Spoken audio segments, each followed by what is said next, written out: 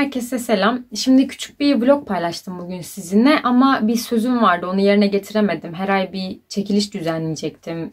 Ama Ocak ayı için bullet journal çekemediğim için hem de dedim bir çekiliş videosu yapayım hem de küçük bir vlog yayınlamış olayım sizinle birlikte. Şimdi size küçük bir hediyem var. Yani çok tatlı bence. Şöyle göstereyim. Şu. 5 tane örneğimiz var. Bir tanesini hediye edeceğim. Şöyle. Ve bu. Çok tatlılar. Şimdi bunlardan bir tanesini hediye edeceğim size. İlk etapta bir tane, daha sonra yine bir çekilişimizde başka eklemeyi düşünüyorum. Yani kazanan bir kişiden sonra diğerlerini yine çekilişlere eklemeyi düşünüyorum. Yapmanız gereken abone olmak, videoyu beğenmek ve hangisini istediğinizi yazabilirsiniz. Rengini yazabilirsiniz ya da karakterini yazabilirsiniz. Bu Bubbles zaten, Powerpuff Girls. Bu Panda. Bu Buttercup. Bu Among Us. Oyununu biliyorsanız belki biliyorsunuzdur. Bu da Blossom. Hangi rengi istiyorsanız, hangi karakteri istiyorsanız aşağıya yorum olarak bırakabilirsiniz. Bir tane Instagram adresi bırakacağım aşağıya. Kendi Instagram sayfamız. Oradan takip edebilirsiniz. Diğer örnekleri de görebilirsiniz. Bu şekilde, fazla bir şey yok zaten. Bana aboneyseniz zaten hani onu yapmanıza gerek yok. Şartlar bu kadar. Yani bana abone olmak, videoyu beğenmek. Zaten hangisini istiyorsanız onu yazmak. Bir de dediğim gibi bir tane Instagram adresimizi bırakacağım.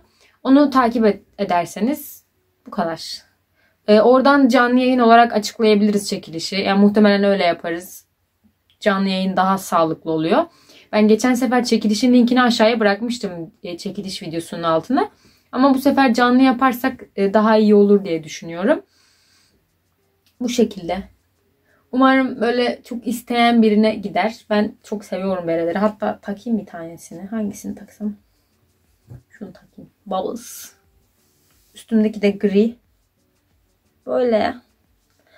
Bubbles. Ben Buttercup'cıyım ama. Açık söylemek gerekirse.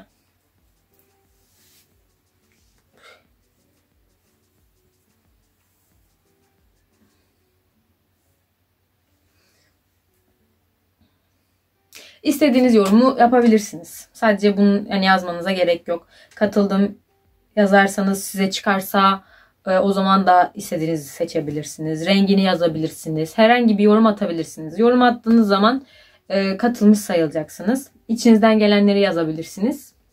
Bu şekilde. Video çekemiyorum bu ara yine. Böyle bir şeye böyle bir keyfim kaçtığı zaman şey yapamıyorum. Her şeyden elimi ayağımı çekiyorum maalesef. Kötü bir şey ama öyle. Neyse biraz beni motive edin. Video fikirleri yazın aşağıya. Çek deyin, ben de gaza geleyim biraz. Tamam mı? İnşallah olmuştur. Ben bu video ayarını çok yapamıyorum ya. Çekiyorum mesela şu anda. Sonra yüklüyorum. Bir bakıyorum çok uzak oturmuşum. Böyle. Buttercup. Güzel durdu he.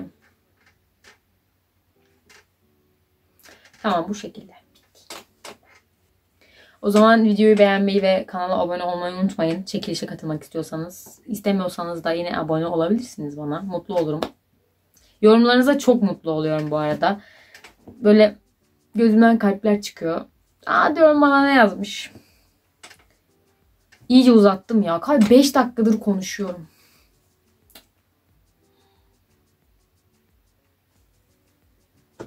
Tamam, görüşürüz. Sizi seviyorum çocuklar. Bay bay.